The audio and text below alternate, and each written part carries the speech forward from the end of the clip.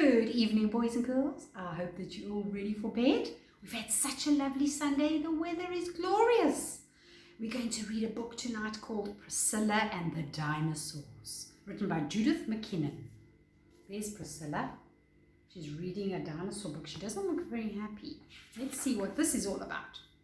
So Mrs. Green's class liked going to the museum. Best of all, they liked the dinosaur room. They liked the model of the way the world looked before the dinosaurs were alive, or while the dinosaurs were alive. They especially liked the dinosaur skeletons. Right. All except for Pricilla. She didn't like dinosaurs. In the dinosaur room, there was something big and fierce and terrible. It was a Tyrannosaurus Rex. It was a big skeleton. Pricilla felt like this Tyrannosaurus gave her the heebie-jeebies just to think about it. Okay, right. We went to a museum, remember? One day, Mrs. Green's class went to the museum to study volcanoes. And when they were finished, Mrs. Green said, "Oh, who wants to go see the dinosaurs?" Everybody put their hand up, except for Pricilla. While the others went to look at the dinosaurs, Pricilla looked at some birds in glass cases until it was all done. They were all ready to go. Right. So outside the museum, a bus was waiting to take the children back to school. And Mrs. Green was counting all the children, 1, 2, 3. And then she's like, "Oh, where's Matthew? Matthew's missing.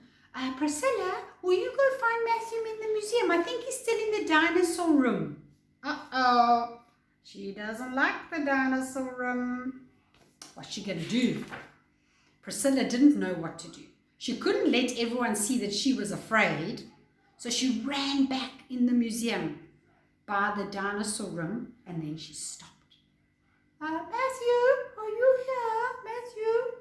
"Oh, isn't it wonderful?" said a voice. Look at her face. She doesn't look very happy. So somebody's saying to her, "Isn't it wonderful?" Pricilla peeped inside the room. There was Matthew, and his face glowed with excitement. He was looking at something in the corner of the room. Pricilla took another peep. She couldn't believe her eyes. Matthew was looking at that huge, terrible skeleton of the Tyrannosaurus Rex. Slowly, Pricilla entered into the room. Oh, she's being very brave, hey? "Did you know," said Matthew, "he was the fiercest dinosaur that ever lived. Oh, I wish I could have seen him when he was alive." Matthew, we need to go now," said Pricilla. "Everybody is waiting." "Goodbye, T-Rex," said Matthew to the skeleton. "I'll see you next time." So he was quite fascinated by the dinosaurs, but Pricilla not so much. Pricilla looked up the skeleton. Suddenly, she thought, it was sad to think that it had died millions of years ago. She felt a bit calmer. She said, "Goodbye, Rex." The big teeth of the dinosaur almost seemed to smile at her. Maybe it wasn't so scary after all. I don't know. What do you think? I'm looking at those teeth and I'm going, I don't know about this. But she was very brave. And sometimes we also need to be brave, hey? Sometimes we have to really push ourselves. There's something that maybe makes us a little bit scared. But look at Pricilla. She was scared and she pushed herself and she was very brave. And she managed to overcome one of her fears. So I don't know if you've got a fear, but if you could also just try be a big brave boy or a big brave girl, you too could learn how to do new things and experience new things, hey? That's all part of growing up.